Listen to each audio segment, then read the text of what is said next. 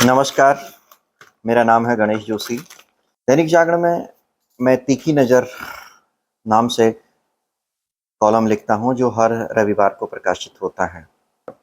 सामाजिक मुद्दों पर खासकर स्वास्थ्य, शिक्षा और अन्य तमाम विषयों पर मैं प्रमुखता से लिखने की कोशिश करता हूँ, खासकर इन विषयों पर क्या चल रहा है। मुझे लगता है कि इस विषय को थोड़ा बोलने के ज़रिए भी इसको अभिव्यक्ति दी जाए, ताकि जो आजकल का एक प्रचलन चल रहा है, तो मैं चाहता हूँ कि बोलने के ज़रिए भी इस तीखी नज़र कॉलम को मैं दर्शकों के तक पहुँचाऊँ। आज जो मैंने 4 टॉपिक चुने हैं, उसमें सबसे पहला टॉपिक है अंकिता हत्याकांड। आप लोगों को पता है कि पिछले 2.5 साल से अंकिता हत्याकांड बेहद चर्चित मुद्दा रहा है। उत्तराखंड के लिहाज से यह बेहद ज्वलंत विषय भी है। वैसे तो हत्याकांड बहुत होते हैं, तमाम अन्य जगहों पे हर दिन, हर दूसरे दिन हम सुनते हैं कि यहाँ हत्याकांड हो गया, फला लड़की को या महिला को, पुरुष को, अन्य को मार दिया। लेकिन अंकिता हत्याकांड इन सब हत्याकांड से बिल्कुल भिन्न है। ऐसा क्यों है? इसको मैंने इस 150 शब्दों के इस कॉलम में मैंने यह बताने की कोशिश की है। इसका टॉपिक है, मैं पढ़ के ही सुनाता हूँ इसका टॉपिक है, हमें झकझोरता रहेगा अंकिता हत्याकांड। उत्तराखंड की बेटी अंकिता की हत्या केवल एक लड़की की हत्या नहीं थी जिसे सामान्य घटना समझा जाता। इस घटना के नेपथ्य में पद, पैसा और अपराध का गठजोड़ भी था। राज्य में बढ़ते रिसोर्ट कल्चर की विद्रूप संस्कृति भी थी।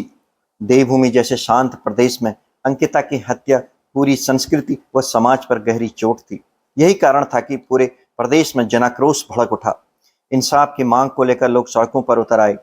न्यायालय ने इस घटना के दोषियों को आजीवन कारावास की सजा सुनाई है। यह निर्णय स्वागत योग्य है, लेकिन इसके पीछे किसी वीआईपी के नाम की भी चर्चा है। उसका भी पर्दाफाश होना आवश्यक है। ऐसे में राज्य के लिए जरूरी है कि बेटियों की सुरक्षा केवल घोषणाओं में नहीं बल्कि धरातल पर दिखनी चाहिए, क्योंकि अंकिता की कहानी हमें आगे भी झकझोरती रहेगी।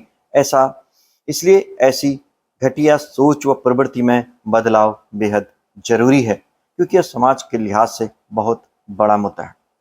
दूसरा जो विषय मैंने चुना है आत्महत्या से जुड़ा है। आपने पिछले हफ्ते खबर पढ़ी होगी, उत्तराखंड के 7 लोगों ने आत्महत्या कर ली। आखिर आत्महत्या क्यों करता आदमी? किसी को शौक नहीं होता आत्महत्या करने का, लेकिन बहुत मजबूरी में करता है।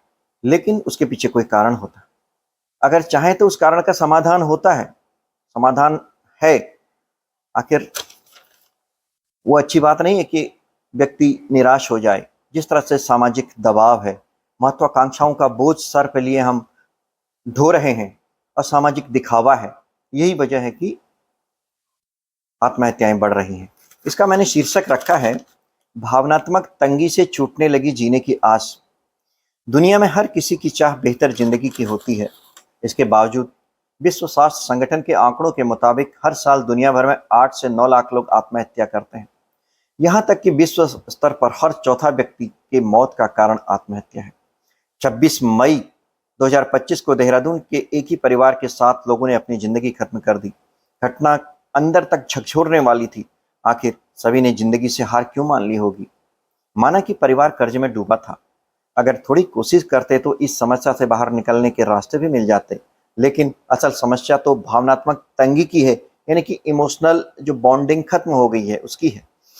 जब इनकी उम्मीदें टूटी होंगी तो इनकी चुप्पी किसी ने नहीं सुनी होगी, क्योंकि यह हमारे आधुनिक समाज के ताने बाने की त्रासदी बन चुकी है।